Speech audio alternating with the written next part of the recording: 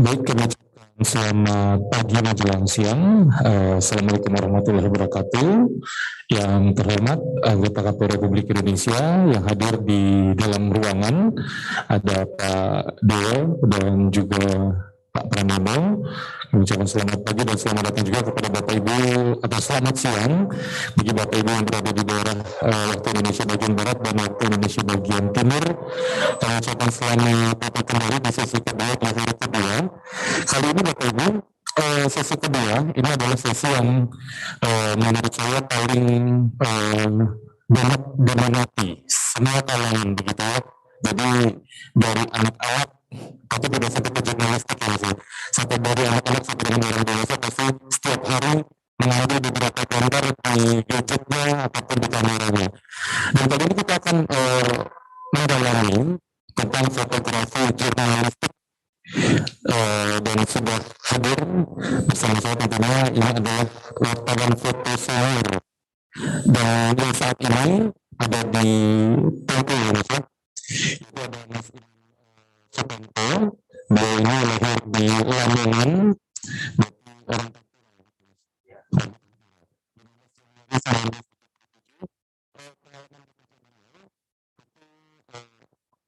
orang di tahun 98 sampai dengan 2003 itu di majalah Sabuni, 2003 sampai dengan 2004, lalu pindah ke majalah Gatra 2004 sampai dengan 2007 dan kembali lagi ke Tempo dari 2007 sampai dengan sekarang.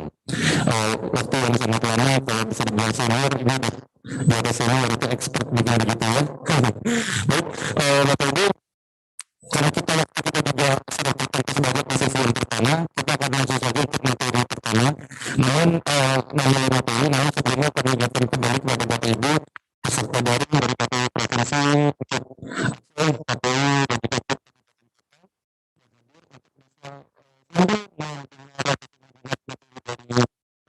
nanti bisa langsung diberikan pertanyaan ataupun masalah ini terutama dari untuk ataupun humas dari masing-masing sektor, pertama karena itu sektor saya seperti apa, terus ada unsur-unsur yang tidak baik diambil itu apa, mungkin lihat nanti bisa dicek dan juga bisa isi di kolom chat. Nanti secara random kita akan mengambil penanya-penanyanya dan akan langsung dijawab dengan Mas Iman. Kami silakan Mas Iman untuk bisa langsung menilai materinya. Mas Iman Sukanto, silakan Mas. Assalamualaikum warahmatullahi wabarakatuh. Ya, terima kasih kepada Komisioner KPU beserta jajarannya. Saya sudah dipercaya untuk menjadi pembicara di sini, bicara tentang foto jurnalistik. Mungkin saya sambil berdiri. Boleh.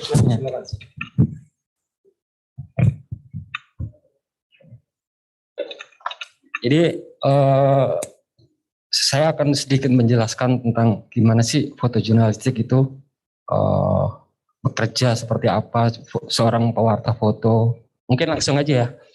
Tapi sebelumnya sebenarnya saya pengen tahu kendala apa sih, masalah apa sih yang dihadapi oleh teman-teman khususnya di kehumasan. Tapi itu mungkin nanti ditanyakan ketika selesai materi. Gitu, boleh. Selanjutnya boleh. Nah, foto jurnalistik itu ada beberapa kategori. Salah satunya itu kategori general news. Foto general news itu foto yang berisikan gambar dari suatu peristiwa yang terjadwal atau direncanakan sebelumnya, biasanya berisikan gambar-gambar dalam bidang hukum, politik, nasional, militer, dan sebagainya. Contohnya seperti foto kegiatan almarhum, kebetulan sudah almarhum ya, Pak Manik ya, Husni Malik.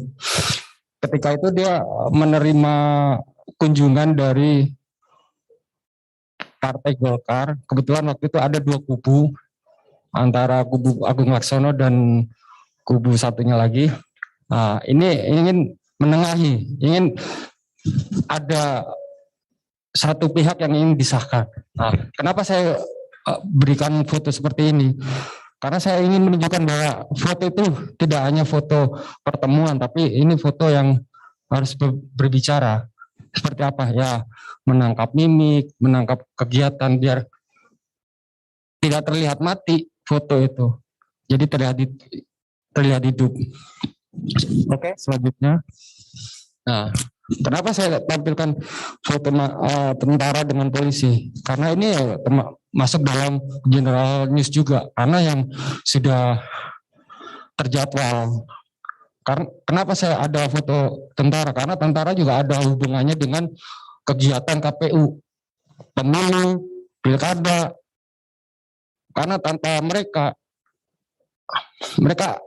akan menjaga keamanan, apakah pilkada, pilpres atau sebagainya itu terjaga dengan aman tanpa ada kerusuhan atau apa itu.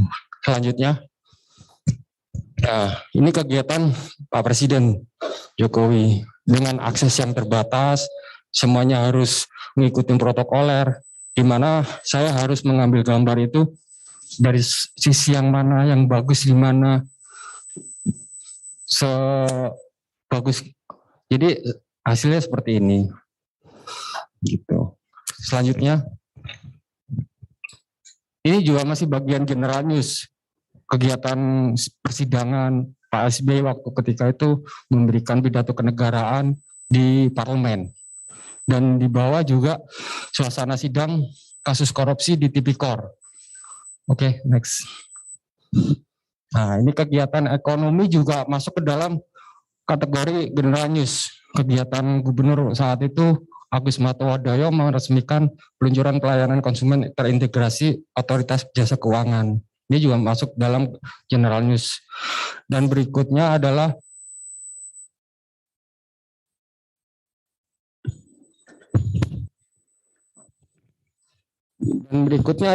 foto teman-teman awak media saat mewawancarai narasumber. Ini juga termasuk dalam kategori general news.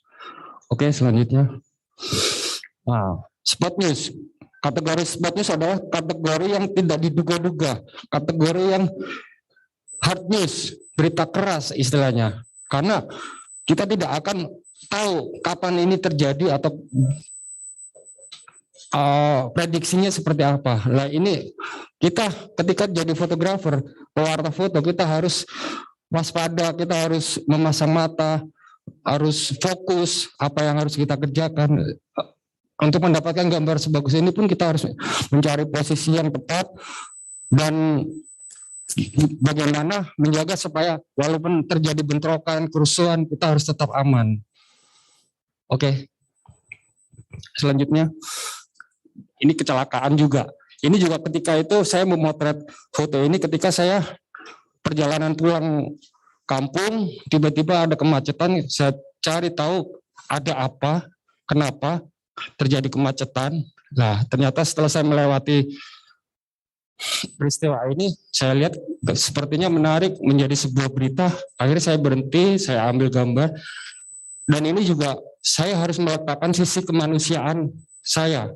Apakah saya harus menolong, ataukah saya harus memotret, gitu. Ketika di sisi lain orang akan menilai bahwa foto ini, kenapa kamu tidak menolong, kenapa kamu tidak membantu? Itu pasti disalahkan, Pak. Tapi karena saya seorang pewarta foto, ya saya harus merekam sebuah peristiwa yang istilahnya sejarah gitu, bahwa ketika kita lalai dalam berkendara, kita lalai dalam membawa mobil, ya akan terjadi seperti ini. Nih. Oke, selanjutnya. Ini waktu ini kebakaran di Wisma Kosgoro. Ketika itu kami sedang ada di Bundaran HI. Tiba-tiba ada terlihat dari kejauhan ada api membakar gedung Wisma Kosgoro. Akhirnya kami lari secepat mungkin mencari tempat di mana di mana saya harus bisa mendapatkan momen yang bagus. Saya berusaha mencari lokasi yang tepat. Jadi saya berusaha untuk mencari gedung tertinggi, saya minta izin, mencari akses, gimana caranya saya harus dapat gambar ini. Akhirnya saya izin, akhirnya diperbolehkan saya naik paling tertinggi di atas, di rooftop. Akhirnya saya tunggu momen yang tepat, akhirnya dapat gambar seperti ini pun dimuat di majalah Tempo. Gitu. Oke, selanjutnya. Nah, ini juga People in the News. Kategori People in the News adalah sebuah sajian foto tentang manusia yang menjadi sorotan dari sebuah berita.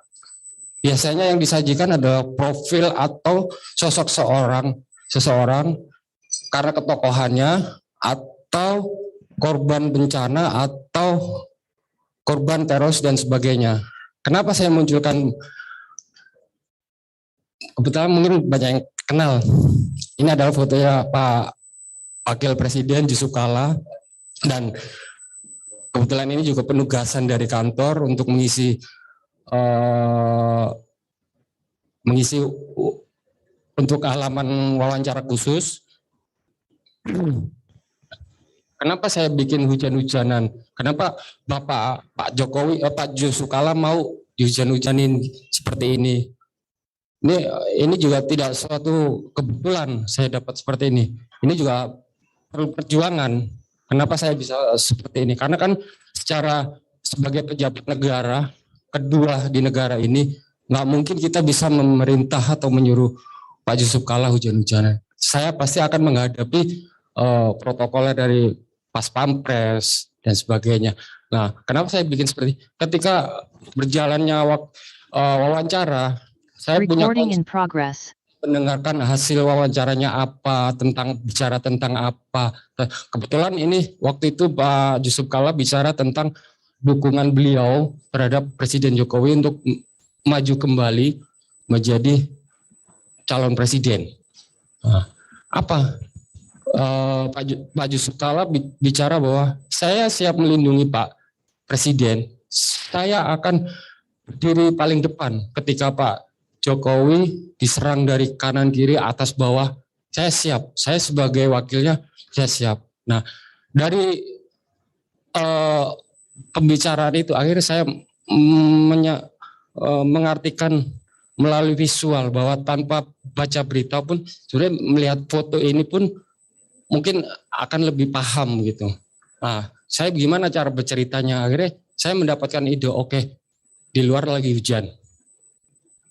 Melambangkan Pak Yusuf Kala itu apa? RI2 sebagai wakil presiden. Akhirnya saya lambangkan mobil. Mobil adalah wakil presiden. Terus payung. Kenapa payung?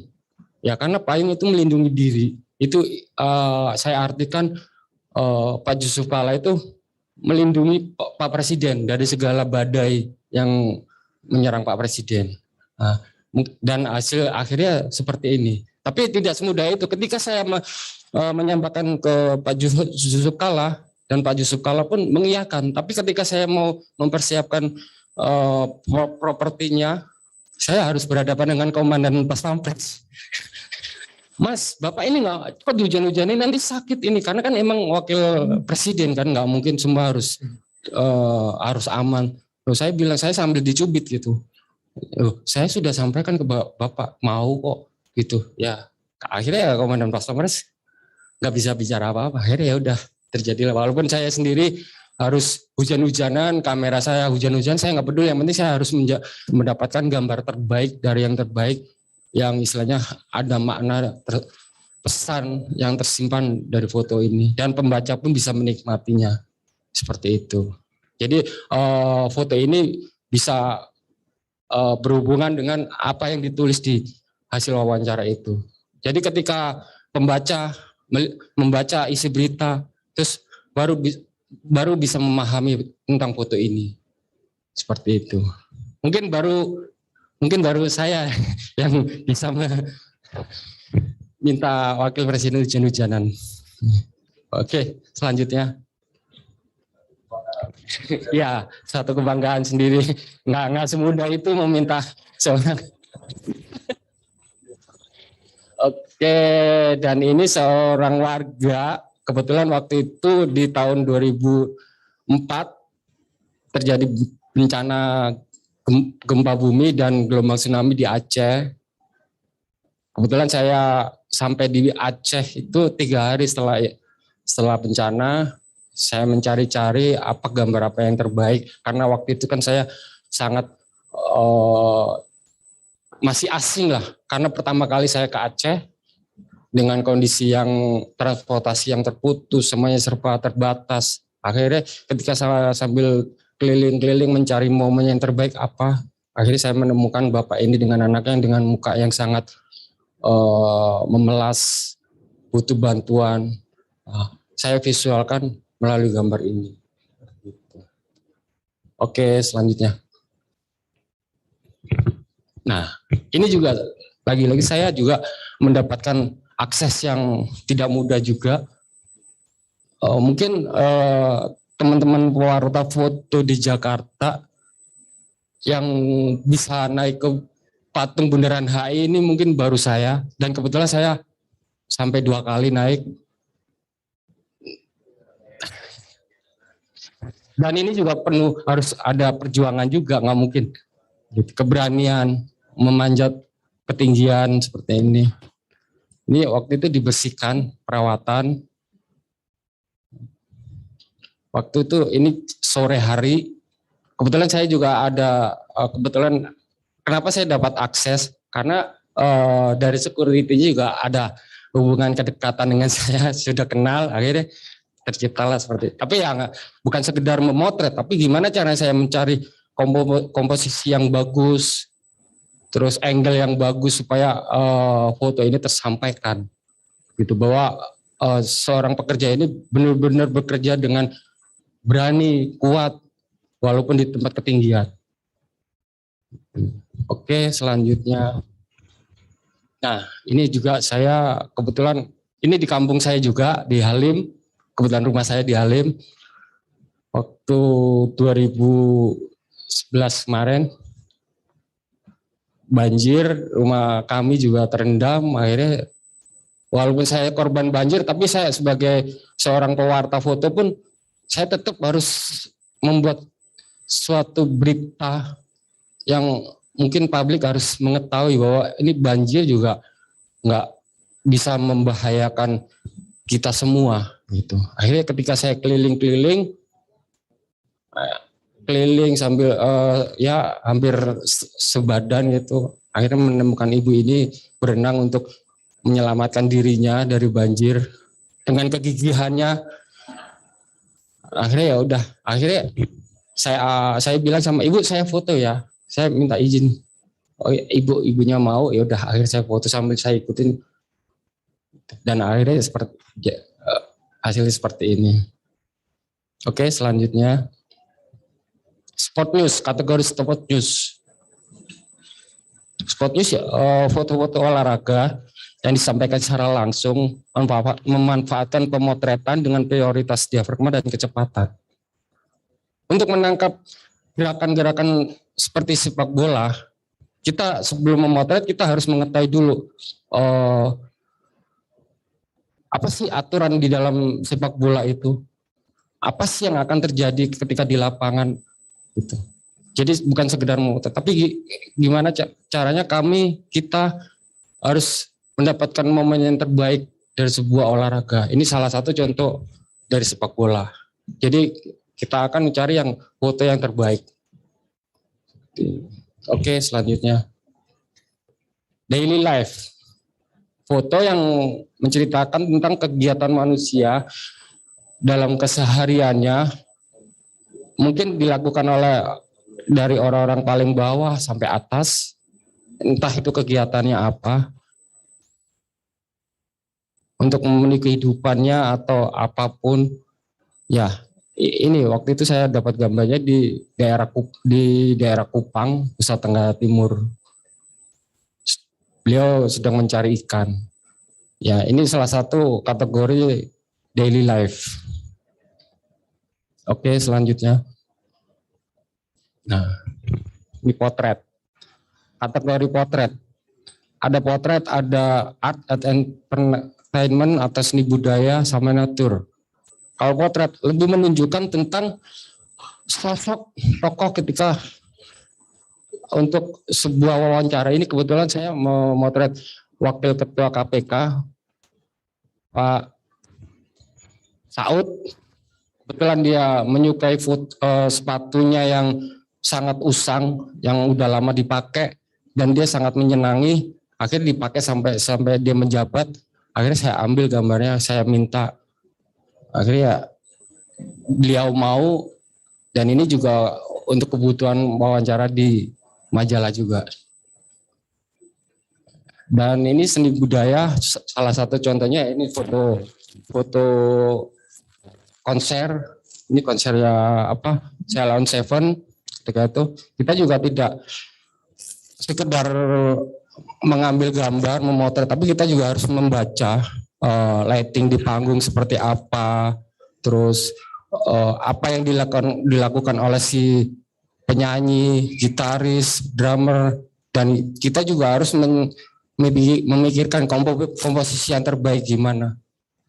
Seperti itu. Sama, dan yang terakhir adalah nature. Kategori yang menyajikan hubungan antara manusia dengan lingkungan. Jadi mungkin yang berdampak positif kepada manusia, pada semua makhluk hidup. Oke. Selanjutnya selesai. Oke, baik. Saya hormati, boleh kasih aplaus sekali lagi untuk Mas Imam Sukanto, adalah wartawan foto senior dari Tempo. Dari sisi fotografi memang sulit tampaknya kalau misalnya kita tidak ada sesi diskusi begitu ya Mas ya. Kalau hanya dijelaskan begitu saja mungkin memang materinya menampilkan beberapa dan juga contoh-contoh fotonya. Baik, Bapak Ibu, kita akan langsung mulai sesi forum diskusi. Untuk forum diskusi ini tentunya kita akan mulai dari chat. Boleh nanti teman-teman boleh dibantu kita tampilkan untuk di kolom chat kira-kira siapa saja yang akan kita bacakan. Nanti baru kita lanjutkan di sesi live pertanyaan dari raise hand bagi Bapak Ibu yang ingin menanyakan mengenai fotografi jurnalistik, bisa langsung memberikan tanda raise hand di akun Zoom-nya masing-masing. Nanti akan secara langsung kita berikan kesempatan. Ini ada sesi penanya pertama nih Mas, dari KPU Labura, Labuhan Batu Utara. Bagaimana teknik mengambil objek foto agar terlihat hidup dan teknik pengambilan gambar untuk objek yang sedang bergerak tapi akan mendapatkan hasil yang tidak blur atau tidak membayang begitu. Boleh, langsung Mas. Maaf, boleh. Maaf ya.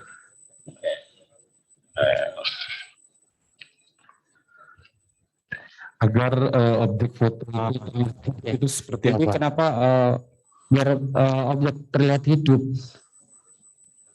kita tidak bisa mengambil sebuah kegiatan atau khususnya bola atau kegiatan politik seperti khususnya seperti kegiatan KPU itu kita juga dapat gambar itu bisa di awal kegiatan atau di akhir kegiatan justru bagus. Oke, Gitu. Kita harus memperhatikan objeknya, jangan kita tunggu, harus ada kesabaran, harus ada keyakinan bahwa saya akan dapat gambar bagus, hidup, Tapi jangan dilupakan juga kita harus mencari posisi yang tepat, di mana posisi yang bagus. Itu juga harus itu juga menentukan itu. Ada sih contohnya saya. Oke. Boleh nanti ya sambil di share juga. Nanti mungkin bisa dibantu ditampilkan juga ya. Nanti biar ada beberapa contoh-contoh yang telah ditanyakan oleh penanya dari peserta workshop, nanti juga akan langsung diberikan jawaban dari contoh foto. Mungkin kalau misalnya saya menangkap tadi info dari Mas Imam tadi, bisa diambil dari sebelum pada saat dibuka kegiatan tersebut atau pada saat ditutup. Mungkin contohnya bisa pada saat pertandingan sepak bola. Jadi kalau misalnya pertandingan sepak bola itu bisa kita lihat sebelumnya, atau ada semacam seremonial di akhirnya, itu bisa menjadi sebuah arti atau gambar bisa dibilang hidup.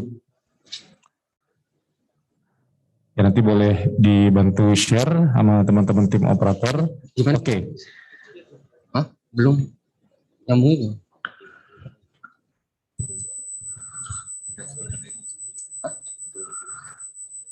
Ya, nanti boleh dibantu teman-teman. Kita lanjut pertanyaan selanjutnya, Mas. Sebentar. Ya, biar teman-teman yang langsung menyambungkan. Ini ada satu pertanyaan lagi. Bagaimana teknik pengambilan gambar untuk objek yang sedang bergerak agar kita dapatnya tidak blur atau membayang? Jadi tekniknya ya, ketika untuk mengambil gambar supaya tetap hidup, itu ya bermain di speed. Speednya harus ditinggiin untuk mematikan gerak. Dan tidak blur. Kalau tidak blur itu adalah kita harus fokus ke objek utamanya apa. Terus sama itu tadi saya bilang speed juga harus tinggi. Itu saya yakin kalau kita yakin kalau untuk mematikan gerak itu ya seperti yang di bola itu. Jadi harus diatur, ada pengaturan khusus. Kalaupun di memotret tengah malam, di malam hari itu biasanya ISO-nya ditinggiin. Jadi diatur speednya di lebih cepat, terus di ISO-nya juga dimaksimalkan. Bukaannya harus lebar. Jadi bisa menjadi catatan juga untuk teman-teman para fotografer yang ada di Satker tentunya. Selanjutnya ini ada Mas Edi dari KPU Kota Medan. Ini yang menanyakan bagaimana penjelasan atau bagaimana cara menilai foto itu layak atau tidak dimasukkan dalam berita. Misalnya mungkin teman-teman operator ini punya foto, terus mereka ingin upload di media sosial KPU begitu, tentang sebuah kegiatan. Kita ada beberapa foto nih Mas yang menjadi option, tapi sama gitu komposisinya.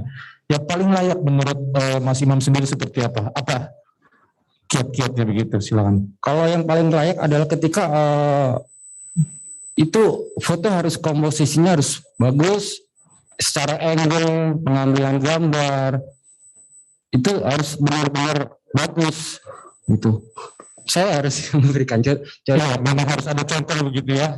Bapak nanti sambil kita ulas lagi, sambil diproses teman-teman nanti kita ulang lagi.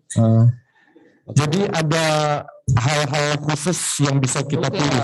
Contohnya, kita harus bisa menangkap si ekspresi objek. Objek yang akan kita ambil. Sekarang coba kita pilih dulu Mas salah satunya. Kita ambil yang dari contoh pertama tadi. Nah, bisa dimadapin sini. Ya, sambil didiskusikan. Tadi pertanyaan pertama dari KPU Labuhan Batu Utara, bagaimana teknik mengambil objek foto agar terlihat hidup? Nah, nanti Mas Imam akan langsung memberikan contohnya dan memberikan penjelasan. Ini Mas. Suatu gambar itu bisa terlihat hidup itu bisa diartikan dari sisi mananya, dan juga satu lagi bagaimana cara menilai foto itu layak atau tidak untuk dimasukkan berita atau diupload di dalam berita. Nah, seperti foto ini. Mas. Ini saya karena ini memotret di dalam ruangan dengan pencahayaan yang kurang maksimal lah. Jadi otomatis akan saya naikkan ISO-nya lebih tinggi dan saya setting di speednya itu hampir 1000. Oke, karena wusu ini kan cepatannya juga luar Karena biasa ini kan, begitu ya. wusu ini kan sepersekian detik Ya. gerakannya emang nggak ini. Baik. Dan ini bisa dengan speed yang tinggi akhirnya bisa mematikan gerak. Jadinya seperti ini. Oke. Salah satu yang contoh. Jadi ini agar foto tidak bor atau tidak membayang gitu ya, Mas ya. Nah, harus difokuskan ke objek utamanya. Oke. Sambil mengikuti gerak si atlet. Si atlet larinya ke arah mana, bergerak ke arah mana. Kita juga harus benar-benar feeling gitu. Oke. Mungkin dengan contoh juga nih Mas, bagaimana teknik mengambil objek foto agar terlihat hidup? Nah, agar terlihat hidup, mungkin Mas Imam bisa diberikan contohnya kepada Bapak Ibu peserta workshop yang sudah hadir via daring. Dan juga tadi ada pertanyaan lagi, bagaimana menilai foto yang layak untuk dimasukkan ke dalam berita? Oke, sambil diproses. Nanti ada pertanyaan lagi Bapak Ibu dari KPU Pesawaran juga, tips khusus dalam mengambil gambar resolusi rendah, contohnya dengan handphone, untuk digunakan dalam media atau dilaporkan ke dalam berita seperti apa? Oke. Tadi ada beberapa contoh, nanti kita lewatkan Mas. Ini ada satu pertanyaan lagi, tips untuk mengambil gambar dalam resolusi rendah dengan menggunakan handphone yang terbatas begitu resolusinya. Gimana Mas? Ada tips khusus dari Mas Imam? Silakan.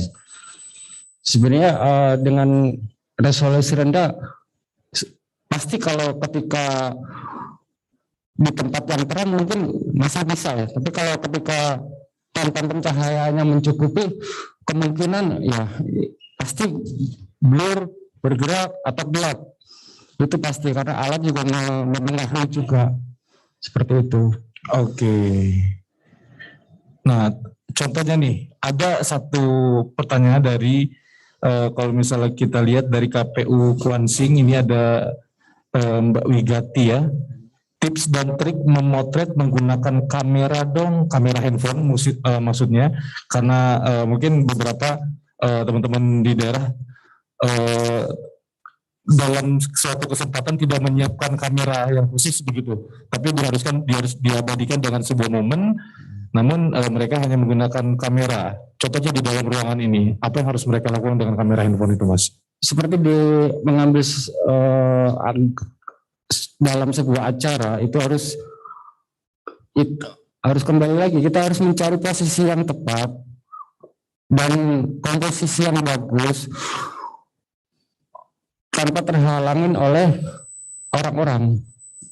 Contohnya harus ada keberanian gitu. Okay. Ketika kadang-kadang kepercayaan diri itu kurang gitu. Ketika kepercayaan diri kita kurang, itu otomatis akhirnya takut-takut, malu-malu untuk ngambil gambar. Akhirnya ambil gambar seadanya. Ketika kita punya kepercayaan diri, kalau ingin maju, ya udah maju, ambil yang paling clear. Siapa yang mau diambil gambarnya, tokonya siapa saja yang di situ, yang tidak perlu diambil, tidak perlu masuk frame, tidak perlu. Oke. Berarti wartawan foto ini bisa dibilang harus mengesampingkan rasa takut, rasa malu. Iya. Terus juga rasa nggak pede begitu ya. Jadi memang ya kita untuk mendapatkan hasil yang baik ya harus maju ke depan begitu. Kuncinya adalah pede, kepercayaan diri. Ya. Nah, ini salah satu yang ingin saya tanyakan kepada teman-teman humas adalah apa sih kendalanya ketika ada suatu acara, kendala apa yang dihadapi? Baik. Itu. Biasanya yang kendalanya ya seperti harus berhadapan dengan teman-teman jurnalis atau kendala takut ingin sama pimpinan atau ingin menyampaikan tidak berani. Benar. Salah satunya itu. Sebenarnya tipsnya adalah dari kita sebagai teman-teman humas itu harus ada keberanian, kepercayaan diri untuk menyampaikan pengertian, pemahaman kepada pimpinan bahwa foto kegiatan pimpinan itu penting. Kenapa? Biasanya pimpinan ada yang mau, ada yang tidak mau, gitu. Padahal kalau pimpinan tidak mau atau mau itu adalah akhirnya kalau tidak mau, akhirnya tidak bisa menunjukkan kinerja si pimpinan sendiri gitu. Iya, Jadi kalau mau otomatis akan menunjukkan ini loh KPU bekerja, pimpinan bekerja. Ya. Karena publik pun ingin tahu bahwa KPU itu bekerja. Ya, tentunya memang humasan ini sangat menunjang ya, maksudnya ini adalah covernya dari keberhasilan dari si kinerja KPU sendiri. Cover lembaga ini adalah mungkin dari kehumasan begitu ya. Begitu ya. Ujung tombak dari sebuah kegiatan KPU berhasil atau tidaknya itu dari kehumasan, dan ada interaksi dengan istilahnya menghubungkan antara kebutuhan si teman-teman wartawan sama pimpinan. Baik. Seperti itu. Ada penanya lagi nih Mas, kita masih ada waktu, ini kita masih dari pertanyaan dari kolom chat. Bagaimana menyesuaikan gambar yang diambil dengan isi berita yang kita tulis? Ini dari KPU Kabupaten Melawi. Contohnya dia sudah punya berita tulisan, cuman belum ada gambarnya. Ingin menyesuaikannya, ada trik atau tips mungkin tertentu kalau Mas? ingin membuat berita tapi kebetulan tidak mempunyai foto, itu mungkin bisa dipakai dengan foto-foto ilustrasi. Kalau bicara tentang pencoblosan atau apa, kalau mama mau membuat berita tentang ketua KPUD melakukan pencoblosan atau kunjungan, kebetulan tidak ada foto, ya bisa disiasati dengan menggunakan sebuah foto ilustrasi. Seperti apa? Seperti warga atau masyarakat atau simbol-simbol jari yang ada tinta, itu juga bisa dijadikan ilustrasi. Jadi kalau satu berita sendiri kita sudah punya berita, nggak perlu ada foto yang original dengan yang khusus begitu, tapi bisa dialihkan atau disiasati dengan ilustrasi. Itu kecuali kalau itu tulisan tentang ya tidak terlalu membutuhkan sebuah foto yang dibutuhkan itu. Ketika ya itulah fungsinya ketika humas itu adalah harus memiliki akses luas terhadap kegiatan pimpinan, kegiatan semua kegiatan yang ada di KPU, seperti karena gini Mas, seperti kita teman-teman foto itu, kita tuh ingin memberitakan tentang pemilu. Pemilu itu apa sih bagi kami itu? Pemilu ya bukan hanya sekedar kegiatan pimpinan, tapi pemilu adalah pemilihan suara, ada simulasi, ada pencoblosan, ada pengiriman logistik, dan yang sangat menarik sebenarnya kalau di daerah-daerah itu adalah pengiriman logistik. Publik pun ingin tahu bahwa pengiriman logistik di daerah itu seperti apa sih, apalagi daerah terpencil, itu pasti sulit. Nah, di situ peran penting dari seorang humas adalah ketika kalau ingin menunjukkan bahwa KPU bekerja adalah ketika ada pengiriman logistik ke daerah terpencil, sebisa mungkin info ke teman-teman khususnya wartawan foto gitu. Jadi dengan adanya foto, akhirnya terpublish, publik kan tahu, oh iya ternyata ini KPU bekerja. Oh ini ternyata pengiriman logistik KPU itu ternyata nggak segampang ini. Tentunya dengan satu foto itu bisa merubah doktrin seseorang begitu ya Mas ya. Oke. Ada pertanyaan nih Mas dari KPU Sukamara. Ini pertanyaan menarik. Peralatan minimal untuk mengambil foto sebuah kegiatan itu seperti apa? Karena tidak setiap satker KPU itu punya standar peralatan fotografi yang memadai, mungkin dengan tripod yang harus merek A atau dengan yang tipe A, kamera yang seperti apa? Minimal yang harus dimiliki oleh sebuah satker di KPU daerah mungkin seperti apa Mas? Sebenarnya alat itu mendukung, tapi di sisi lain juga alat itu juga sebenarnya yang paling penting adalah siapa yang dibalik kamera itu, bukan kamera yang terbaik, bukan kamera yang terbagus. Walaupun ketika kita memotret, kalau kita tidak bisa, semua orang bisa memotret Mas. Semua orang bisa memotret, tapi belum tentu bisa menghasilkan foto yang bagus. Saya bisa, hanya dengan menggunakan handphone pun saya bisa menghasilkan sebuah foto yang bagus. Nah, semua itu intinya kembali lagi ke diri kita masing-masing. Itu apakah kita bisa menghasilkan foto bagus atau enggak, itu tergantung dari setiap individu. Ya, seperti itu. Oke. Dan memotret juga tidak sehari 2 hari, harus membutuhkan jam terbang yang tinggi, harus sering diulang-ulang setiap hari. Kalau kita memotret tanpa penjiwaan, tanpa kita jiwai, tanpa kita selamin kamera apapun itu bentuknya, kalau tanpa kita jiwai, tanpa kita belajar, saya nggak akan bisa. Karena fotografi itu selalu berkembang. Oke. Jadi kalau misalnya foto itu adalah momen, jadi ketika sang wartawan atau sang fotografer itu tidak berani, nggak yakin, lalu melewati momen itu, ya berarti habis, berarti nggak ada momen itu lagi, nggak akan bisa terulang begitu ya Mas ya? Sekian detik udah nggak bakalan. Kecuali kalau teman-teman reporter, mungkin teman-teman reporter ingin menulis berita walaupun terlambat, mungkin masih bisa bertanya-tanya tempat.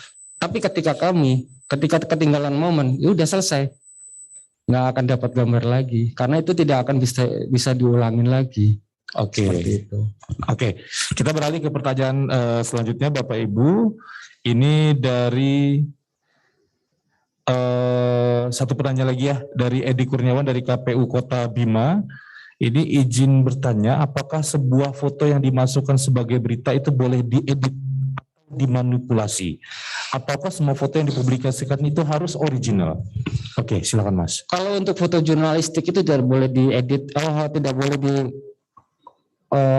di kolase atau diedit itu. Kalau edit secara Photoshop untuk menaikkan warna atau itu nggak masalah, karena foto itu akan mempengaruhi publik. Seperti itu. Kalau ketika foto itu udah diedit, dicampur, digabung, itu bisa menjadikan sebuah berita hoak. Gitu. Ya. Itu bisa membahayakan dalam sebuah pemberitaan gitu. Karena tentunya foto itu emang real gitu. Bukti nyata gitu, bahwa umpama ada sebuah kecelakaan gitu, kita nggak akan bisa mengedit-ngedit. Seperti itu. Baik, jadi itu adalah jawaban yang lugas ya. Tidak bisa dieditkan, itu harus ada pertanggungjawaban ketika foto itu diambil oleh siapa, lalu dasarnya apa, dan itu memang harus menjadi salah satu bukti ataupun bukti otentik jika foto itu. Kita akan beralih ke live yang ada di Zoom meeting. Ini akan kita beri kesempatan kepada Bapak Ibu yang sudah raise hand. Bisa. Oke. Kita lanjut dulu untuk yang raise hand. Kita boleh lihat Bapak, siapakah di sini? Dari KPU Blora. Silakan KPU Blora. Bisa langsung disebutkan nama dan pertanyaannya. Silakan Mas. Selamat siang. Saya Aditya dari KPU Blora, Kasubag Teknis dan Humas. Pertanyaan saya begini, Mas. Dalam rangkaian kegiatan kepemiluan itu kan rangkaiannya panjang, dari A sampai Z. Adakah trik itu bisa dijadikan sebuah rangkaian foto IC? Karena kalau dilihat dari contoh yang Mas tadi sampaikan kan sifatnya kan single shot, foto yang redaksional, satu foto berdiri sendiri kan. Jika kami kegiatannya banyak kan menjadi menarik jika ditampilkan sebagai sebuah foto IC kan. Terlepas bahwa yang foto IC tadi yang menjadi menarik karena rangkaiannya banyak.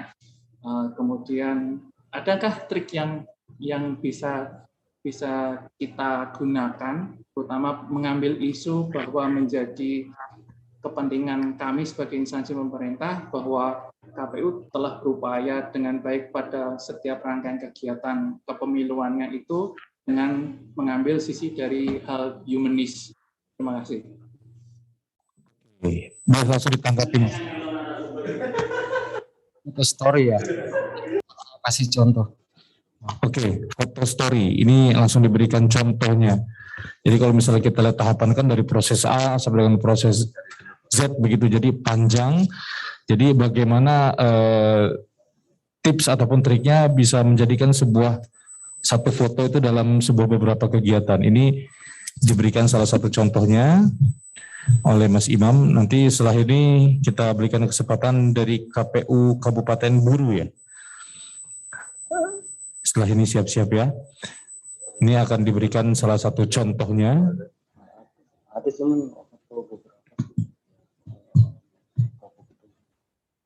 Sebentar ya. Ya, Bapak Mas.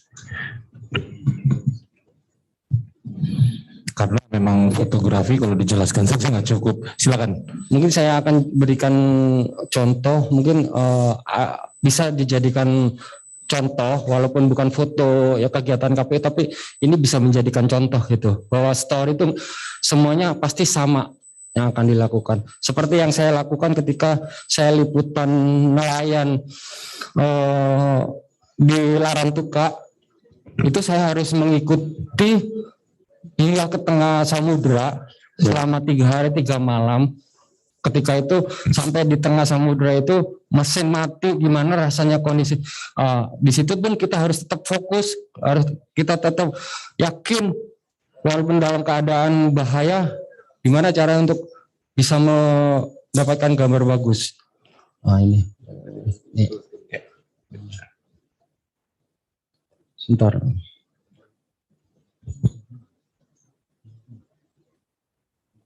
Ya, kita coba share screen. Ini salah satu contoh foto.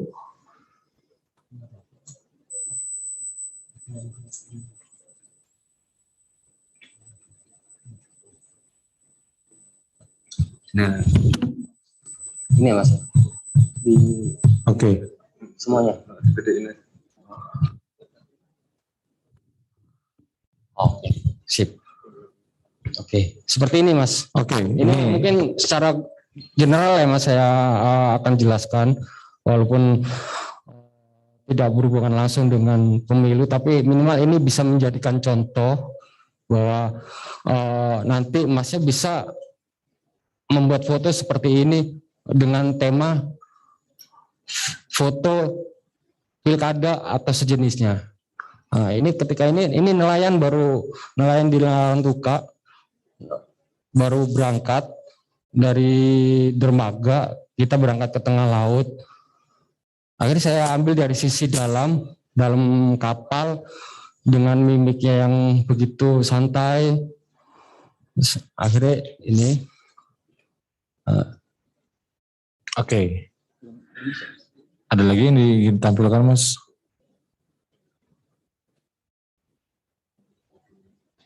Ya, kita ambil beberapa contoh foto, mohon ditunggu Bapak Ibu.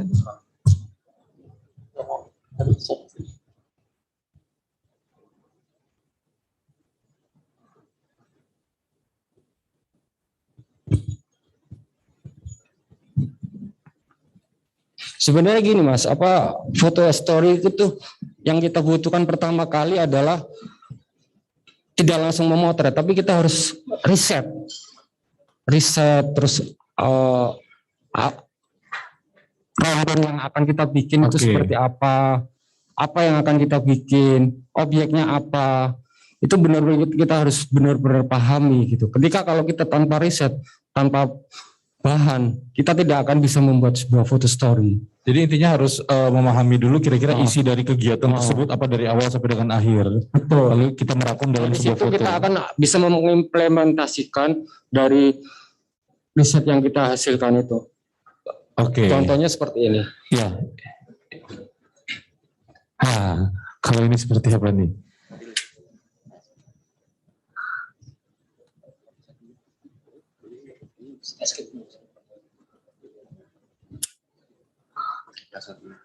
Ini gedein.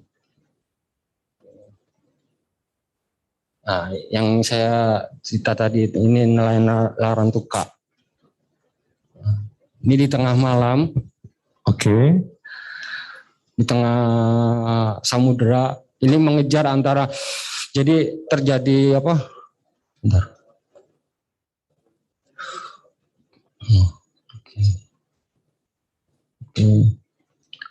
Oh, ini termasuk salah satu bisa mematikan salah satu objek juga, Mas. Karena ketika di tengah samudra kapal pasti akan bergerak terus, Mas. Gimana caranya supaya bisa mematikan ikan supaya tidak bergerak itu juga sama yang seperti meneruskan pertanyaan yang sebelumnya pertama kali tadi itu. Gimana caranya mematikan gerak?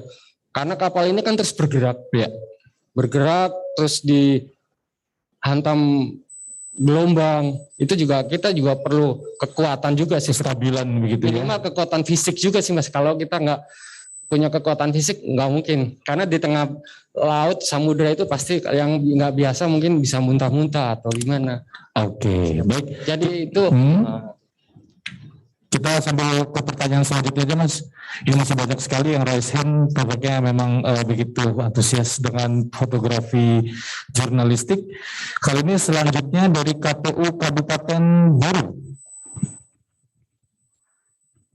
Silakan. KPU Kabupaten Buru. Dia sudah raise hand dia. Ada? Jangan kepencet aja deh. Coba kita cek sekali lagi KPU Kabupaten Buru. Oh, oke. Berarti kita skip ya. Dari Bu Andi Gadis Kinanti, kami silakan Bu. Ya, silakan. Dari KPU Kota Singkawang.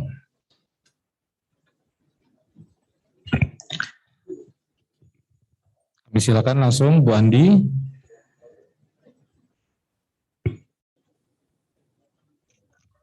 Oke, silakan Bu.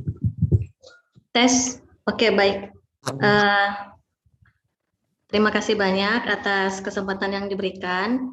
Mohon izin Bapak pimpinan yang ada di KPU RI. Saya ingin bertanya, berbicara tentang fotografi, kalau kita mau pakai definisinya adalah seni melukis cahaya, maka memang sangat bergantung dari insting atau jiwa seni dari masing-masing orang gitu kurang lebihnya Pak ya. Nah, yang ingin saya tanyakan adalah ini terkait misalnya kita mengambil foto objeknya itu adalah orang. Ini kan kemudian akan yang ingin kita publikasikan. Nah, apakah kita membutuhkan izin dari objek foto itu untuk dipublikasikan? Karena kan pernah ada satu kasus foto orang dipublikasikan, kemudian foto itu digunakan oleh pihak lain untuk iklan LGBT.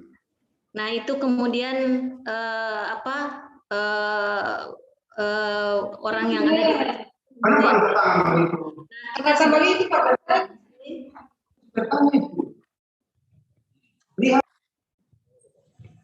Oke, baik. Kita sudah dapat pertanyaannya Bu Andi. Berarti bagaimana langsung responnya, Mas Imam? Jadi gini Bu Andi,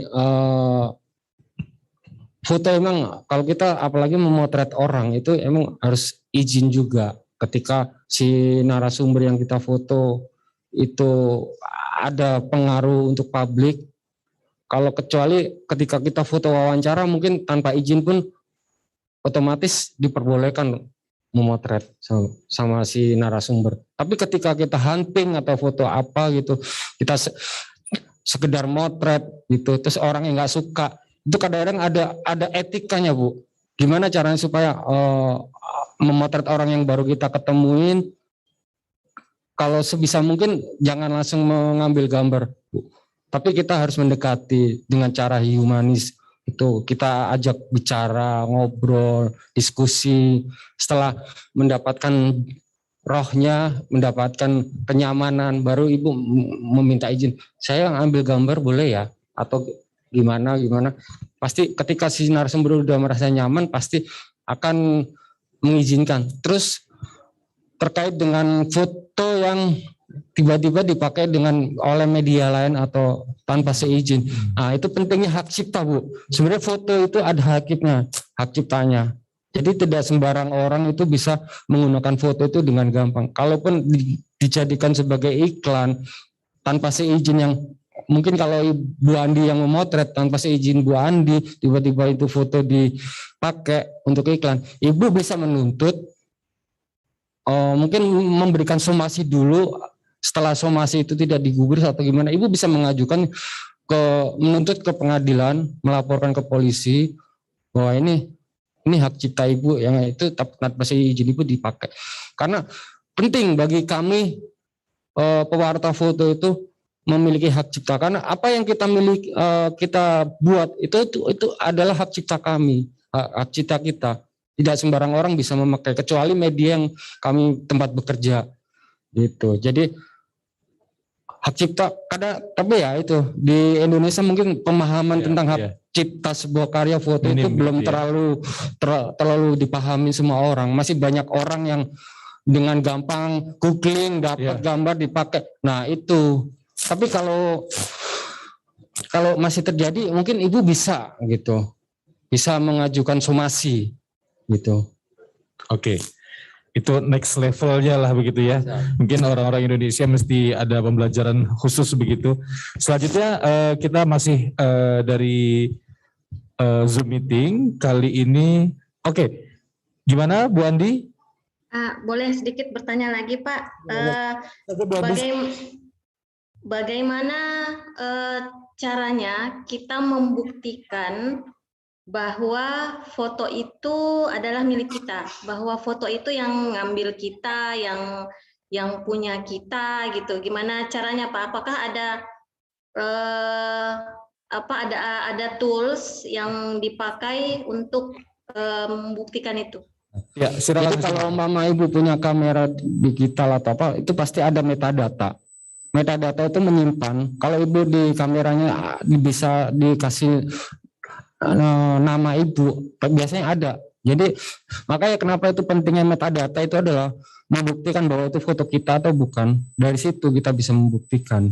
Itu di situ ketika kita punya kamera pribadi, Ibu bisa men-setting di kamera itu ada namanya mengganti memberi nama terus waktu atau itu. Jadi di situ Ibu bisa membuktikan kalau emang benar-benar itu punya Ibu, itu bisa dibuka di metadatanya bahwa itu benar-benar foto Ibu.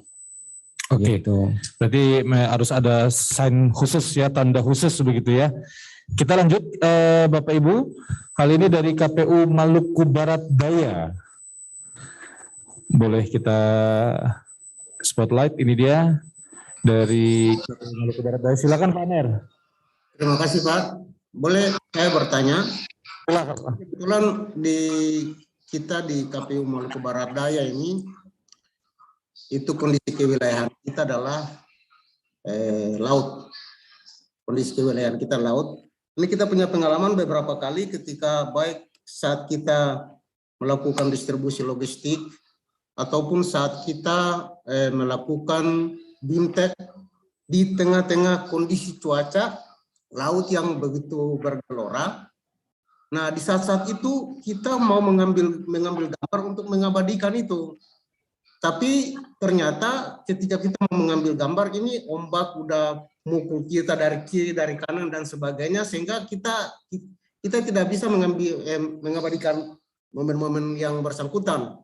Nah, pertanyaan saya adalah bagaimana teknik kita bisa untuk bisa mengabadikan momen-momen yang sangat sulit itu, agar supaya ini menjadi satu dokumentasi kita untuk ini juga menjadi satu dokumentasi kita untuk nantinya kita akan memberikan laporan ke KPU RI terkait dengan kondisi kewilayahan yang kita hadapi. Itu yang pertama, Pak.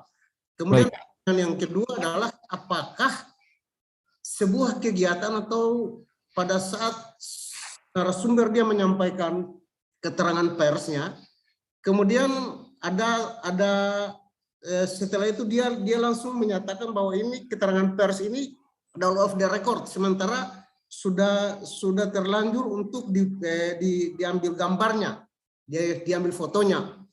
apakah foto ini juga itu turut di off the record pada saat mau diberitakan.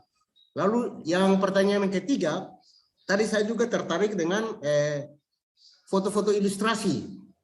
Apakah foto ilustrasi ini bisa dijadikan sebagai pengganti daripada foto-foto yang tadi sudah di off the record pada saat pemberitaan? Terima kasih. Itu 3 pertanyaan saya. Terima kasih. Silakan Mas Imam. Oke Pak, terima kasih. Jadi kalau trik memotret di tengah laut seperti itu yang saya sampaikan tadi, yang saya beri, mungkin Bapak lihat foto saya yang tentang nelayan itu, mungkin nggak jauh beda ya Pak ya, tentang pengiriman logistik itu juga penting Pak. Jadi pertama kali yang harus kita siapkan ketika kita ingin memotret di tengah laut adalah, pertama adalah kita harus memikirkan tingkat keselamatan diri kita dulu Pak. Oke. Jadi sebelum kita memotret itu penting, satu. Terus kedua, keselamatan alat. Apalagi di daerah Maluku kan mungkin terkenal deh Pak dengan laut yang ganas. Ya. Itu udah pasti. Itu juga harus ada keselamatan buat alat-alat kita. Gitu. Terus itu tadi kalau ingin biar gambar tidak, kalau Bapak menggunakan kamera DSLR mungkin bisa Bapak menggunakan dengan cara meninggikan speed, bisa 1000, bisa 2000, itu saya yakin tidak akan blur Pak. Itu. Dan kekuatan badan ketika dihajar ombak otomatis kita semua akan goyang Pak. Gimana caranya untuk menjaga badan kita tetap tidak goyang? Mungkin bisa menggunakan dengan kaki kita, menginjak dengan kuat, tangan pegangan yang kuat, tapi dengan tetap harus memikirkan keselamatan. Selain keselamatan, kita harus mendapatkan tempat yang tepat untuk dapat gambar yang bagus. Jadi Bapak harus bisa mencari, kok kayaknya di posisi sini yang harus bagus, di sini bagus. Jadi tidak sekedar mengambil gambar atau gimana. Makanya saya bilang tadi, semua orang bisa memotret, tapi nggak semua orang tidak bisa menghasilkan gambar yang sesuai yang kita inginkan. Itu Pak. Terus yang kedua tadi tentang ilustrasi. Itu yang ketiga. Yang kedua tadi salah satunya tentang bagaimana foto-foto itu bisa dikatakan bisa jalan begitu, jadi bisa hidup. Itu salah satu contohnya ataupun tipsnya seperti apa. Kalaupun dengan foto ilustrasi itu Mas, kalau misalnya kita lanjut ke foto yang ketiga, pertanyaan ketiga, itu mengenai foto ilustrasi, sebenarnya tadi kita sudah membahas juga ya foto ilustrasi tadi. Jadi foto ilustrasi itu nggak masalah Pak, selama itu foto itu masih ada keterkaitan dengan berita yang ditulis. Oke. Gitu. Kalau selama mungkin kalau KPU mungkin kalau menulis tentang berita pencoblosan atau sebagainya itu menggunakan ilustrasi foto orang sedang suasana bilik, suasana pencoblosan itu nggak masalah Pak, selama tidak menyalahi aturan. Ya, intinya adalah tema ataupun keterikatan dari isi tulisan dengan ilustrasi tersebut tetap ada keterkaitan. Baik, kita selanjutnya Bapak Ibu kali ini dari KPU Kota Mobagu. Boleh kita spotlight, ini dia.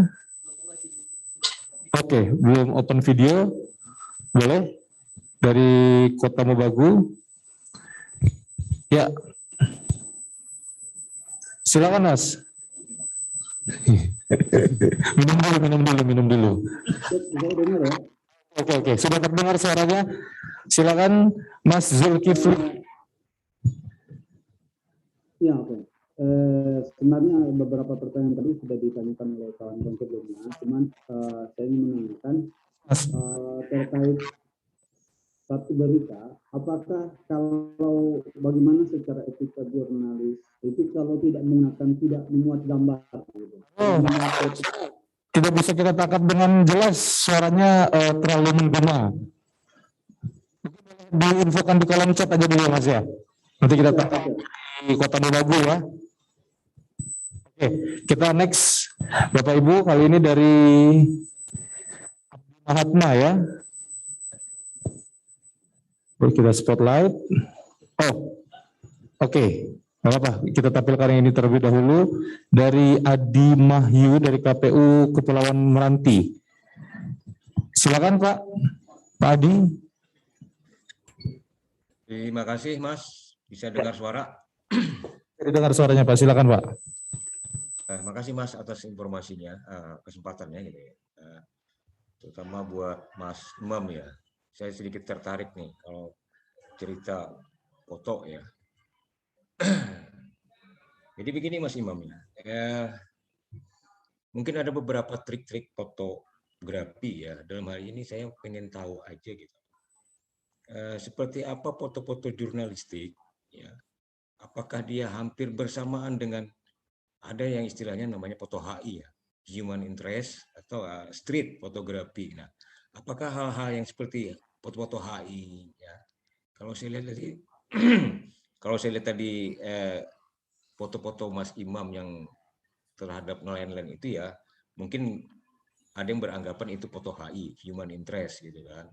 Nah, apakah kategori foto-foto HI, foto-foto street itu bisa dimasukkan ke dalam foto-foto jurnalistik dan apa yang perbedaan mendasar gitu Mas? Itu salah satu Mas ya. Nah, kemudian juga terkait ada lagi tadi ya, saya sangat setuju sekali dengan pernyataan Mas Imam tadi. Bukan dari seri kamera, bukan dari seri kameranya, tapi di siapa di balik kamera itu. Nah, juga ada beberapa seperti juga ada beberapa waktu yang lalu ya, sama kejadian dengan Ibu Andi yang dari mana tadi ya, ada memang apa namanya karya foto yang memang diambil gitu. Nah, kalau saya mulai saran saya menyiasati hal seperti itu benar kata Mas Imam tadi ada metadata ya, lebih dikenal dengan istilahnya data exhibit kalau nggak salah ya Mas Imam seperti itu. Data exhibit itu kita akan menampilkan itu apa jenis kamera kita, kemudian ISO-nya berapa, f1-nya pembukaannya berapa gitulah, dan segala macam tanggalnya ada di situ lah. Ya sangat setuju sekali karena banyak sekali bukan apa-apa ya.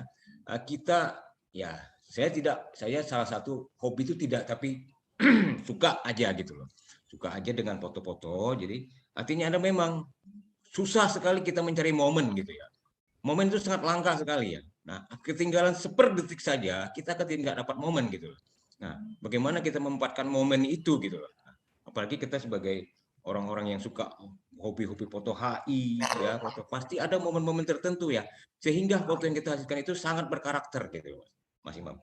Jadi mungkin itu ya, mungkin ada beberapa banyak sih yang mau saya tanyakan tapi bisa sharing lah nanti seperti Mas Imam ya kalau bisa ya. Minta nomor Mas Imam lah nanti seperti apanya gitu. Nah, saya hobi saja gitu. Apalagi dengan kegiatan-kegiatan di kepemiluan kita ya, banyak sekali foto-foto yang bisa kita tampilkan. Ya, misalnya seperti kita meliput kegiatan lipat suara gitu loh. Nah, dengan kondisi-kondisi yang kadang-kadang keterbatasan cahaya dan segala macamnya, tentu kita harus bisa menggunakan teknik-teknik dalam berfotografi gitu ya. Nah, kadang-kadang kita itu yang mau kita tampilkan, seperti apa pengambilan gambar yang baik. Kemudian juga situasi di Kepulauan Meranti ini benar kata sama dengan di Bapak yang di Maluku Barat, gitu mereka ternyata itu kita itu adalah sebagian adalah laut gitu. Kita ada beberapa pulau. Nah, sangat indah sekali kalau kita bisa mengabadikan kegiatan-kegiatan seperti bagaimana kita logistik kita, kemudian menempuh jalur pulau, kemudian dengan mengangkat dengan motor atau dengan suasana yang sangat lumpur gitu. Nah, kadang-kadang kita pengen menghasilkan foto-foto yang sangat berkarakter gitu. Tapi nanti keterbatasan itu seperti apa Mas kira-kira trik-trik yang agar kita bisa menghasilkan foto yang sangat berkarakter dan foto itu bisa berbicara dengan dari foto aja mereka udah tahu oh seperti ini. Jadi artinya untuk kita menampilkan di publikasi tidak perlu banyak narasi lagi. Ya, mungkin seperti itu Mas Imam. Makasih Mas Imam. Cukup gambar yang bisa menjelaskan begitu ya Mas ya, kira-kira tipsnya. Terima kasih Pak Adi atas pertanyaannya. Yang saya jawab pertama adalah benar Pak, foto street, foto jurnalistik atau foto daily life atau foto keseharian itu sangat bisa jadi sebuah berita ketika foto itu bisa mempengaruhi publik. Dan foto itu juga harus ada keterangan. Kenapa bisa kita bikin foto itu? Kenapa terjadi? Ya kembalilah ke 5W1H. Itu juga penting, Pak. Ketika kita memotret tanpa memiliki dasar 5W1H, foto itu tidak berarti apa-apa, Pak. Gitu.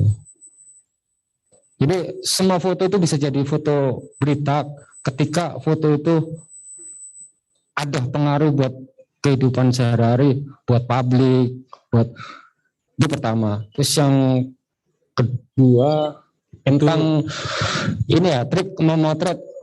Sebenarnya saya sangat interest, Pak, tertarik apalagi dengan foto-foto hunting yang di wilayah Bapak yang sangat mungkin ya terpencil ya, Pak. Itu sebenarnya human interest-nya sangat tinggi sekali, Pak. Sangat menarik kalau Bapak umum bisa itu.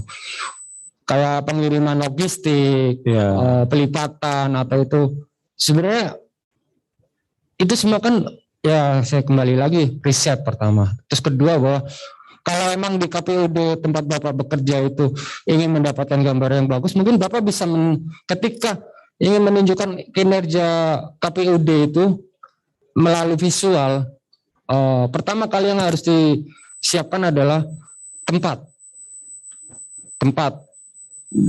Setelah tempat ada cukup, Bapak harus supaya foto itu tidak gelap, jelek, Bapak harus memberikan pencahayaan yang lebih. Mungkin ditambah dengan lighting lampu, dari lampu tata letak lampu supaya kayak pelipatan suara itu, Mas ya. Pasti biasanya kan di ruangan-ruangan ya kan asal aja gitu kan, biasa asal gitu. Nah, itu kadang-kadang tidak diperhatikan, Mas. Makanya kenapa akhirnya tanpa dipikirkan seperti itu akhirnya nggak ada gambar yang bagus. Tapi kami walaupun dengan kondisi yang pencahayaan yang kurang karena pekerjaan kami emang di dunia fotografi, kami punya teknik, punya ini.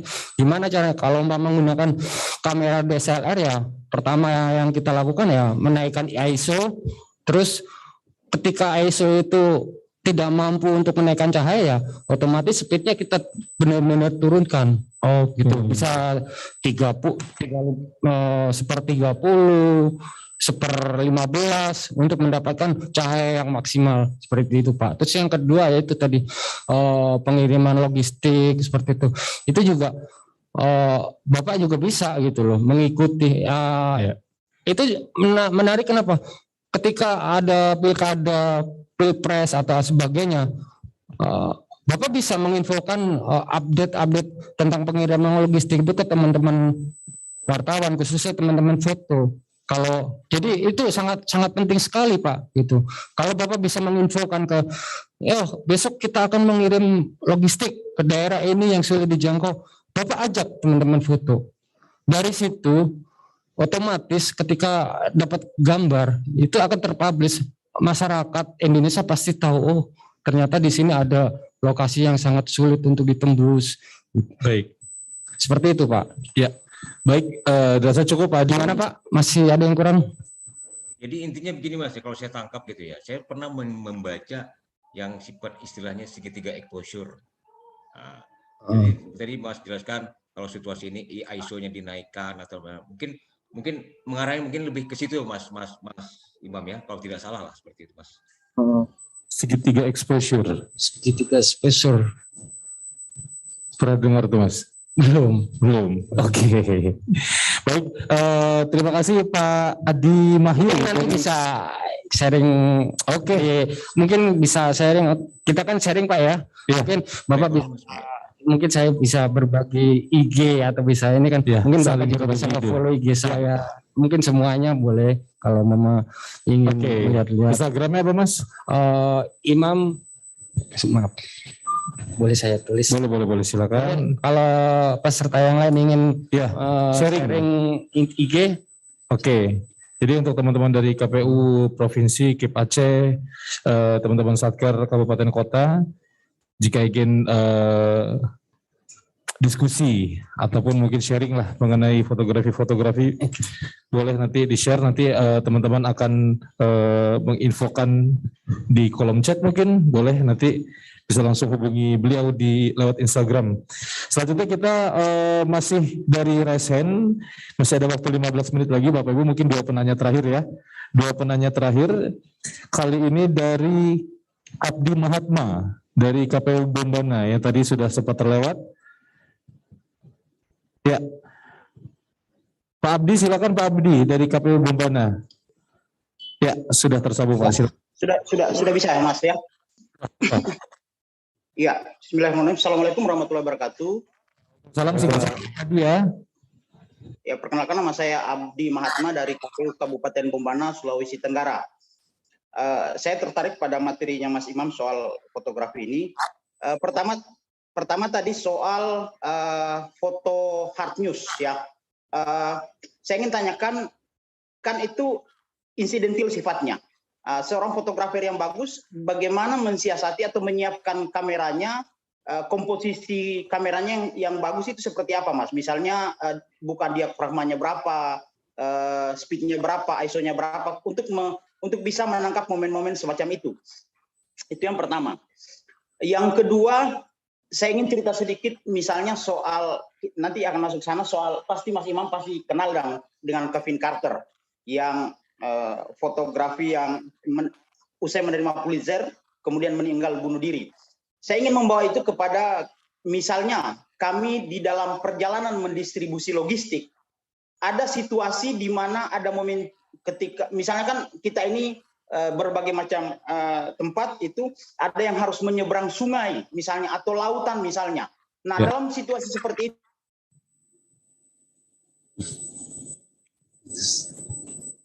Ya, halo Pak Abdi. Oke, putus. Kita sudah cukup menangkap ya. Ini pertanyaannya sama. Iya, pertanyaan mungkin hampir sama juga tadi yang sudah dijelaskan. halo, Mas, Terus juga, terputus ya? Terputus ya, Mas? Ya, singkat saja Terputus ya? Mas Abdi. Iya, saya tadi soal Kevin Carter itu, bagaimana kalau dalam perjalanan kami mendistribusi logistik, tiba-tiba ada petugas kami yang misalnya kotak suaranya hanyut, apakah mana yang kita harus dahulukan, memfoto dulu atau menyelamatkan kotak suaranya? Ini kan perdebatannya kan ke situ ini kalau fotografer profesional. Saya ingin Mas Imam dalam posisi sebagai orang KPU misalnya, mana yang harus dilakukan pertama, memfoto dulu atau menyelamatkan kotak suaranya? Siap. Itu yang kedua.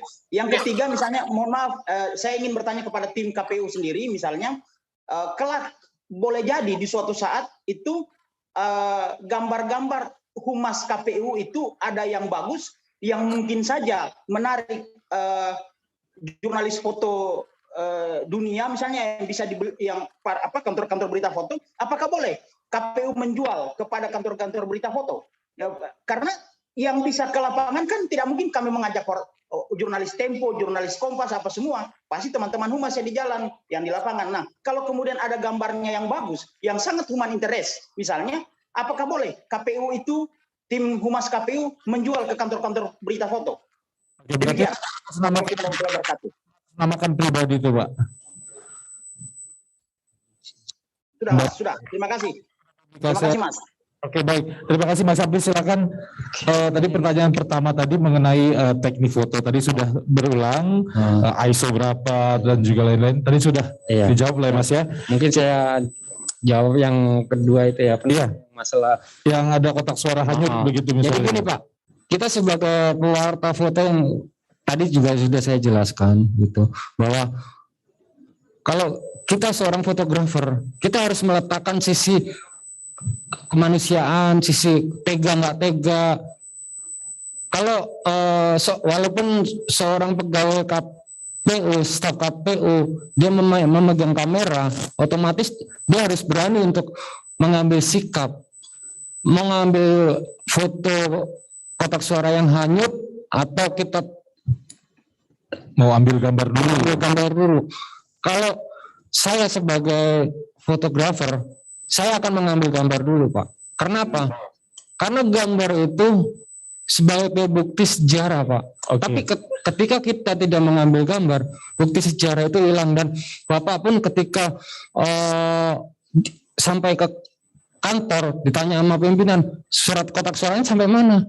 Bapak tidak bisa menunjukkan apakah kotak suara itu hanyut atau tidak. Tapi ketika Bapak ada bukti foto, Bapak bisa menunjukkan ini loh.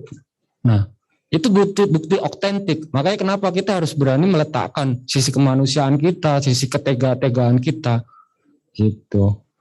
Jadi kita harus tega. Nggak apa-apa hanyut.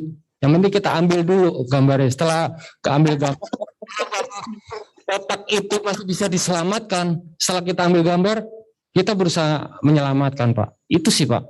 Oke. Pertanyaan terakhir, Mas Imam, yaitu gambar KPU jika ditarik ataupun diminati. Kalau bicara tentang lembaga, itu foto-foto tentang pilkada, ketika KPU tidak bisa mengundang atau mengajak teman-teman wartawan karena keterbatasan akomodasi atau mungkin itu ya. Jadi Bapak bisa ambil gambar, tapi itu sebatas sharing ke media. Karena itu kewajiban Humas untuk men-sharing kegiatan-kegiatan KPU. Berarti bukan menjual. Tidak menjual. Ya, tidak menjual. Gitu. Kalau menjual mungkin beda. Kita ada kantor berita atau apa. Ya, karena ini kan lembaga negara ya, lembaga negara ini gitu ya. Jadi itu harus sharing. Jadi makanya ini Mas tadi saya bilang. Makanya pentingnya seorang Humas itu. Kadang-kadang ketika nggak bisa mengajak teman-teman wartawan yang istilahnya sifatnya itu acara ini benar-benar nggak bisa, hanya yang bisa masuk adalah wartawan Humas yang aksesnya hanya Humas ya. Itu mungkin bisa diberikan pengertian pemahaman ke teman-teman wartawan. Kita nggak bisa mengajak tapi kita bisa sharing. Sharing foto. Kalau emang benar-benar ini foto penting buat kebutuhan publisitas pemberitaan itu sampaikan juga Mas. Ya. Jadi gitu. Jadi harus di-sharing ketika nggak ada akhirnya di-sharing ke teman.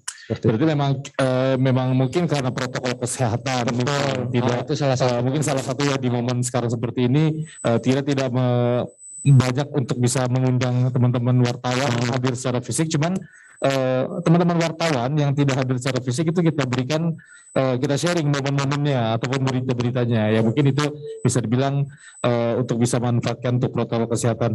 Baik, terima kasih Mas Abdi Mahatma, semoga bisa terjawab. Selanjutnya satu penanya terakhir, kira-kira siapa teman-teman, silakan kita spotlight. Dari KPU Kerinci ya. Ini dia. Pasti banyak spot fotonya nih. Pasti menarik nih Kerinci. Ya, silakan Mas. Halo. Ya, suara bisa didengar, silakan. Singkat saja Mas. Ya, selamat siang Mas. Terima kasih sebelumnya yang izin pimpinan. Kebetulan kami dari Teknik Humas KPU Kerinci yang membidangi soal kehumasan termasuk fotografi. Baik. Dulu masih zaman tahapan mungkin sama kayak teman-teman, rasanya enak gitu loh. Foto kita dinamis. Banyak kegiatan, ada kunjungan, ada ngantar kotak, ada segala macam kan. Kita merasa bangga ketika menghasilkan foto yang baik gitu kan. Itu apresiasinya terlihat misal dari like, dari apa segala macam. Tapi kan akhir-akhir ini pertama karena semenjak gelombang kedua ini kegiatan semua Zoom meeting. Sedangkan kami terus harus memproduksi foto untuk kegiatan kehumasan. Kegiatan Zoom meeting itu misalnya sehari itu bisa sampai 3 kali, fotonya itu aja Mas. Ngadap komputer, screenshot Zoom meeting. Gimana cara menjadikan hal ini menarik itu Mas? Oke. Cakep. Ini pengalaman yang dialami mungkin teman-teman seluruh Indonesia ya. Silakan Mas. Jadi gini Mas, mungkin yang Mas bilang cuman foto komputer atau apa, mungkin Mas bisa mengambil gambar secara keseluruhan ruangan. Itu jadi bisa menggambarkan bahwa ada kegiatan Zoom meeting atau dengan cara mungkin saya ada contoh foto yang bisa saya perlihatkan ke Mas, kalau biar foto lebih enak dilihat, lebih tidak monoton, tidak bosan, senang lihatnya berkali-kali. Mungkin saya ada sih foto kalau boleh. Mungkin ini bisa mewakili dari teman-teman humas di seluruh Indonesia, karena kan sekarang memang pandemi, jadi seluruh kegiatan rakor-rakor tidak bisa dibatasi begitu ya, bahkan tidak bisa dilakukan tatap muka. Jadi bagaimana agar teman-teman humas ini tidak mempublikasikan ya screen, kamera, terus dari ruang kerja. Jadi hanya itu. Jadi mungkin screenshot dari screen yang digunakan begitu. Nah, ini akan diberikan salah satu contohnya kira-kira seperti apa pada saat kegiatan Zoom meeting, rapat-rapat ataupun FGD.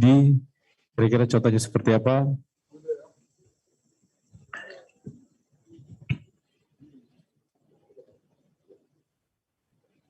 Ya, sebentar. Sebentar ya Mas. Mas, sebentar. Oh, siap. Oke, sudah share screen, kira-kira silakan Mas. Langsung ditampilkan saja Mas. Ya. Seperti ini. Mana? Oh, belum. Oh, ini semua. Bisa di stop nggak Mas ini? Sebentar. Oke, belum tertampil. Oh, udah Mas?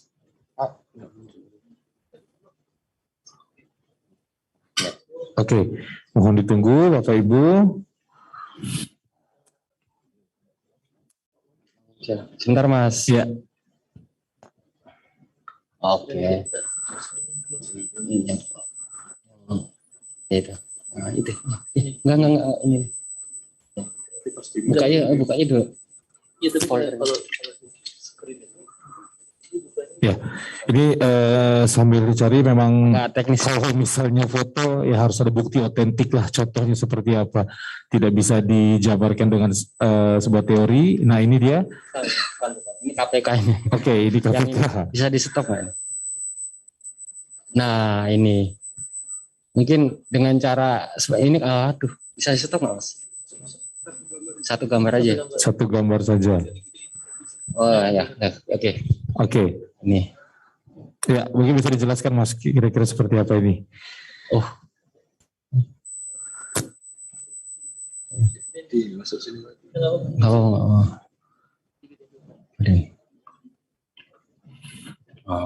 Oke, ya, mungkin teman-teman udah bisa ngeliat. Jadi ini kebetulan ini sidang di Tipikor, tapi daring karena pandemi ya, nggak bisa offline. Jadi ketika kami memotret ini kan pasti menemukan kebosanan karena selalu memotret monitor. Tapi dengan ini kan kita harus kreatif Mas, harus kreatif. Gimana caranya foto itu tidak monoton dan jadi menarik. Akhirnya saya berpikir gimana caranya supaya menarik ya. Saya cari objek-objek yang bisa mendukung. Apa kira-kira bisa saya, akhirnya saya ada ide kreatif menggunakan kacamata teman-teman saya pinjam, saya tumpuk jadi satu, akhirnya saya bikin bayangan seperti itu, akhirnya muncullah itu foto si terdakwa, akhirnya muncul di kacamata dan itu saya fokuskan ke kacamata ini. Mungkin seperti ini contohnya Mas. Oke, berarti itu intinya adalah sebuah kreasi sendiri juga ya Mas ya? Kreativitas kita sih Mas. Oke, kreativitas kita. Bukan monoton foto ini. Screenshot gitu. Makanya itu fotografi itu sangat berkembang dengan cepat Mas. Dari diri kita juga. Kalau kita mau belajar, kita mau melihat karya, nggak apa-apa mencontek sebuah karya foto itu nggak dilarang. Tapi kita punya sudut pandang yang berbeda begitu. Mengimplementasikan juga harus ya. Gimana caranya jadi beda. Baik. Contohnya seperti ini. Baik. Terima kasih Mas Imam. Terima kasih juga tadi dari KPU Kerinci. Mungkin kalau misalnya kita juga bisa sedikit merangkum, karena waktu kita juga sudah 12.13, dijadwalkan oleh panitia 12.15 Bapak Ibu. Jadi mohon maaf beberapa pertanyaan di kolom chat ataupun yang sudah resen, mohon maaf sekali karena tidak bisa kita lanjutkan karena memang keterbatasan waktu. Tadi sudah di-share sama teman-teman panitia Instagram dari Mas Imam. Jadi teman-teman dari daerah boleh sharing ya Mas ya. Jika ada yang ditanyakan terlewat ataupun bisa DM dulu. Mungkin dirasa penting, penasaran sekali tapi tidak mendapatkan kesempatan di sini, bisa langsung DM Mas Imam di Instagramnya. Baik Bapak Ibu, kita sudahi untuk di sesi kita kali ini, di sesi kedua untuk sesi fotografi jurnalistik. Dan kami informasikan bahwa kita ada lomba foto. Mungkin teman-teman boleh di-share screen, diinfokan. Ini kita akan membuka lomba. Tadi pada saat penulisan naskah berita juga sudah diedarkan, sudah diinfokan. Yaitu lomba berita website KPU berupa naskah dan juga foto. Jadi dalam kegiatan kali ini dengan tema Rakornas PPID dan workshop kehumasan KPU tahun 2021 dan untuk diikuti oleh operator PPID dan website KPU Provinsi KIP Aceh dan juga KPU KIP Kabupaten Kota. Jadi digabung Bapak Ibu ya, jenis tulisan berupa naskah berita maksimal 1 halaman A4 dengan spasi 1,5 yang memiliki unsur 5W1H, who, where, what, when, why, how. Jadi bisa juga dicek lagi kira-kira ketentuannya seperti apa. Menuliskan identitas peserta lomba, jangan lupa dicantumkan nama lengkap, jabatan, dan juga asal satker. Menyertakan satu foto yang sesuai dengan tema, bukan foto tangkapan layar atau screenshot Bapak Ibu. Tulisan foto yang dikirimkan ke email PPID KPU RI 2021@gmail.com. Batas waktu pengiriman materi lomba adalah hari ini. Jadi untuk naskah berita dan juga untuk foto dikirimkan paling lambat hari ini. Jadi diusahakan hari ini sebelum jam 4 sore atau sebelum jam 16.00. Pemenang akan diumumkan Jumat 29 Oktober 2021 secara live streaming pada sesi penganugerahan besok ya di jam 9 pagi. Untuk konfirmasi Bapak Ibu bisa langsung sudah tertera di layar. Ada Saudari Eris dan juga Saudari Teni. Mungkin Pak Arief ada yang ingin disampaikan Pak untuk foto? Oh, sudah cukup. Oke, baik Bapak Ibu, kami ucapkan terima kasih atas partisipasi dan juga kehadiran Bapak Ibu di sesi kita fotografi jurnalistik. Dan nanti kita akan kembali lagi pukul 13:05. Jadi manfaatkan waktu untuk istirahat, sholat dan juga makan siang untuk Bapak Ibu. Kita kembali lagi di akun yang sama, di Zoom yang sama, di jam 13.05 waktu Indonesia Barat di sesi selanjutnya. Kami ucapkan terima kasih kepada Bapak Ibu. Wabillahi taufiq wal hidayah. Wassalamualaikum warahmatullahi wabarakatuh.